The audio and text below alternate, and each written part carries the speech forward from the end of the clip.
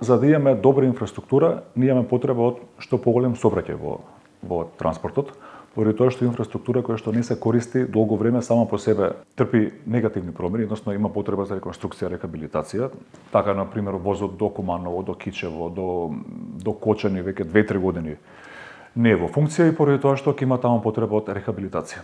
Толку се споени овие две предпријатија што едното без другото не може. Транспорт не може да врши транспорт ако ние не му дадеме добри услови инфраструктурни. Генезата на актуелниот проблем потекнало пред 2-3 години за една причина која што беше толку банална, што ја слушнав пред да почнам тука да работам, што се уверив од кога почнав тука да работам, е што претходниот директор на Македонски железници транспорт не успел да набави тркала, ќе повторам, тркала да ги замени за да локомотивите и возовите бидат во функција.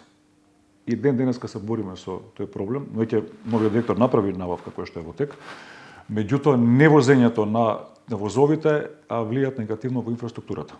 Сега, каде што се вози, каде што има редовен воз, на пример во коридоров 10, е нешто по-окей. Каде што нема, не дека тоа е некој што драстично проблем за пругите, ама 2-3 години не движење на возовите, настанува некој проблем. Пред година и пол се случило таков организиран криминал, што во една ноќ имат ископано ров од 300 метри, да замислиме колку луѓе треба да го ископаат тој ров од 300 метри во една ноќ и да украдат кабли со вредност од скоро 1 милион евра.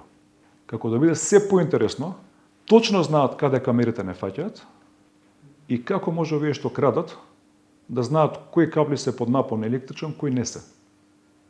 Значи, директно офрлам сомнеш и дека тоа е организирано и дека за жал луѓе вработени во инфраструктура железници, па и во транспорт, се вклучени во целава приказна. Јас како што дојдов тука да работам, дадов јавни помени до нив да тоа не се случува понатаму, тоа се случува и понатаму, во ред, тоа е патот кој што го избрале тие. Нашиот пат ќе биде да ги санкционираме.